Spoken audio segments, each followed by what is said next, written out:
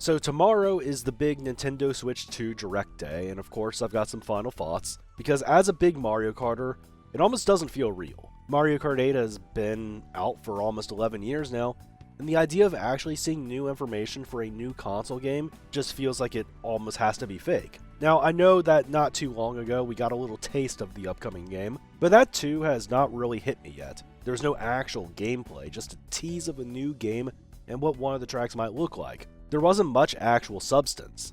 The skeptic in me just wanted to pin this as some placeholder footage for the new console that wasn't actually a real game, and that the upcoming Direct might not even show more. But now, they're advertising tomorrow's Direct as a lengthy 60-minute showcase, and it feels practically impossible that we won't learn a significant amount about a new Mario Kart game. So all we can do is prepare and begin to speculate again. Now, what I want to talk about today mainly stems from an article that I read summarizing a video from the Kid and Krista podcast. If you don't know, they were the former Nintendo Minute people and they do their own separate channel now, but they argue that the game will not be the slam dunk launch title that many people think it will be. This is mainly because a launch title's job is to sell people on the new hardware, and while Breath of the Wild passed this test with flying colors, they aren't sure a new Mario Kart is capable of doing the same. Like, if you think about Super Mario 64's release back alongside the Nintendo 64, it was revolutionary. It was kind of just a statement saying that this is how video games are made now. And Wii Sports and its motion controls did something similar, introducing the capability of motion controls in video games to begin with.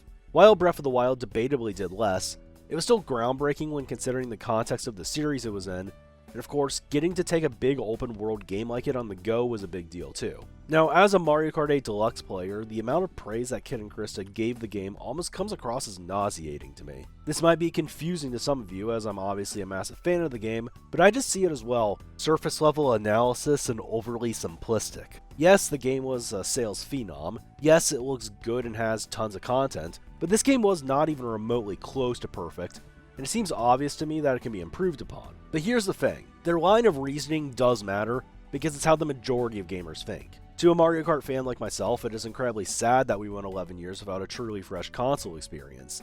To me, this is not a game that I shelf and play like once every month or so. It's not that I'm tired of it, but I've desperately wanted something new since even around the time Deluxe itself launched, because Deluxe itself was not an original game. It was actually a game that I almost hated the idea of at first, because as a fan during the Wii U era, it almost felt as if the fans were punished for caring during a time where nobody else bought the console and game. It never made sense for them to release a new Mario Kart during the Switch years, regardless of how much we all probably wanted one. And Kid and Krista argue that perhaps it still doesn't make sense to release one now because of how, quote, perfect Mario Kart 8 Deluxe is, and how Nintendo is just a victim of their own success. Of course, I hate listening to this because in some ways, the diehard kart fans who have wanted a new game for a decade now are also a victim of that success. But undeniably, when it comes to marketing the game and how the average fan thinks, their analysis is spot on in my opinion. Yet, in spite of this, we still finally got our new game. And perhaps that's why it feels so unreal to me, and why still today, I keep doubting even when the evidence is staring me right in the face. And tomorrow should finally bring the details to light that turn this doubt into undeniable reality. So now, it's time to do what we always do on this channel, and it's time to make sense of it all. First off, I am expecting the game to be a wild departure from the things we see as normal, because as a launch title, this game is likely going to have to be for the Mario Kart series what Breath of the Wild was to the Zelda series. It's going to have to convince people to upgrade, and for it to be placed in this role, Nintendo is going to have to be quite confident in its ability to do so. What exactly that means, I'm unsure about. We saw the 24-player starting grid already though, and perhaps that might be the first of many changes on the way. Some are saying it'll be an open world game, some reason that the track design might be completely different than everything we've seen in the past. Maybe there's a story mode. I would expect the unexpected.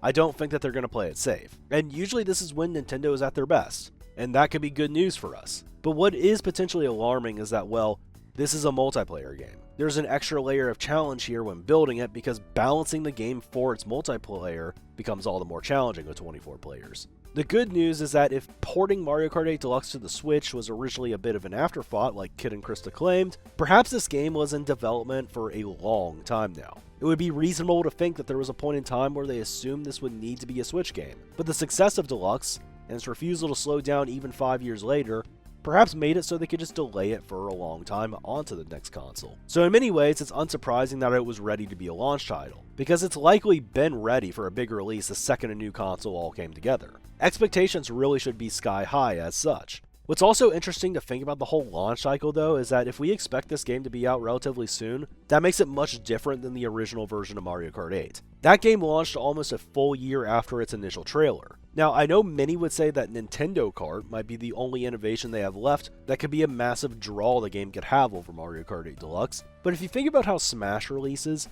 it's usually done more similarly to how the original Mario Kart 8 was. Character reveals are often the highlights of the Nintendo Directs in the months leading up to the game's release, and if that were to be the route for Mario Kart, I feel like these reveals would be behind schedule at the moment if we expect the game to release so soon. So my gut says that this probably won't be the gimmick, even if the potential for larger track designs could open the door for new courses from different series. I think it's possible that the game releases with just 32 or 48 tracks, and is constantly updated over the rest of the year or even in 2026. We've had DLC in the past, of course, but steady, consistent updates have been mainly reserved for other Nintendo games like Splatoon. I wouldn't be shocked if we saw that style find its way over into Mario Kart. But speaking of Splatoon, I think it's actually possible we see a new game tease for it as well. Remember, there's 60 minutes to work with here, which is pretty significant, and surely they're going to need more than just Mario Kart to fill the game portion of that time. I feel like the next 3D Mario is very likely to be unveiled also, and maybe Metroid Prime 4 will join the new Mario Kart at launch with a release date. That's something I could definitely see,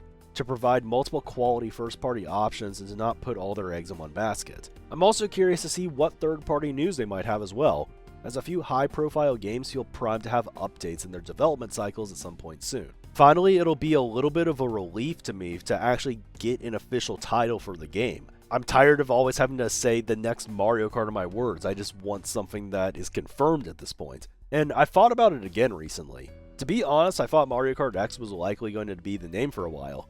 I mean, Mario Karts have always kind of been named in pairs, starting with Super and 64, which are console references, Super Circuit and Double Dash, which were gameplay references, DS and Wii going back to the consoles, then 7 and 8, which I guess double up as sequential, but also item references. It feels as if this time, it should be something entirely new. Yet, I doubt it'd be called Mario Kart Switch 2 when we've really never had a Mario Kart Switch. But as I've continued to think about it, I feel like Mario Kart 9 might actually be possible. I've hated referring to this game as Mario Kart 9 especially because I really don't want to alienate the Tour players, and many of them justifiably feel as if Tour should be considered that 9th game. And on top of it all, it seems like the number 9 is often skipped in titles for no reason anyway. But given how much of a failure the Wii U was, and how the Switch 2 has to be careful to not fall into the same traps, I wonder if just keeping a number in the name would be a simple and effective way to indicate that this is actually just a new game, or that it's an upgrade rather than a lateral move. As mentioned in the article earlier, many people are perfectly content with their copy of Mario Kart already, and a big strategy for even selling this new console is going to have to center around it being understood that there's something bigger and better now. And given how much Mario Kart 8 Deluxe sold, I feel like everybody is aware of what, iteration Mario Kart is on. Having the 9 in the name could be an effective strategy in showing that this actually is supposed to be an upgrade.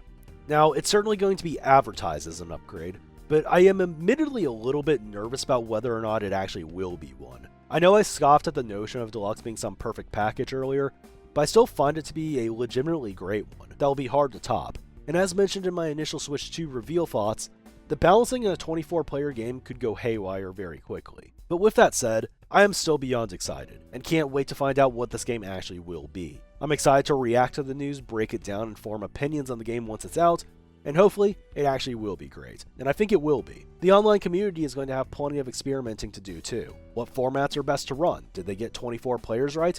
Maybe 16 is the preferred room size instead. Are free-for-alls better than team matches now? Well, there will only be one way to find out, and that's actually going to be playing. So finding the answers will be difficult, but surely it'll be fun and spark some fun conversations here on YouTube and elsewhere. And while I haven't played a ton in recent months, that will quickly be changing once this new game is underway. And I'm definitely going to get back into streaming when that happens, but with a focus on YouTube this time, especially since Twitch introduced some new limitations on highlight storage, and of course, with a game's new hype cycle just around the corner, it'll bring a new season of YouTube uploads here for me. So don't forget to subscribe for further analysis, community updates, and takes on the game once it releases. And of course, these last few months I've still got a few projects for Deluxe that I want to do before it's too late. That includes some of the following stuff on screen. But that's going to wrap this one up. Enjoy the Direct tomorrow, everyone. Unfortunately, right now I'm a little bit sick, and I hope that wasn't too apparent in today's discussion, but I guess the positive side of it is that I expect to be able to have my reactions up here shortly after all the news drops tomorrow, since I'll be home, alongside some further analysis in the evening depending on what we learn. So, thanks for watching this one, guys, and I'll see you all then.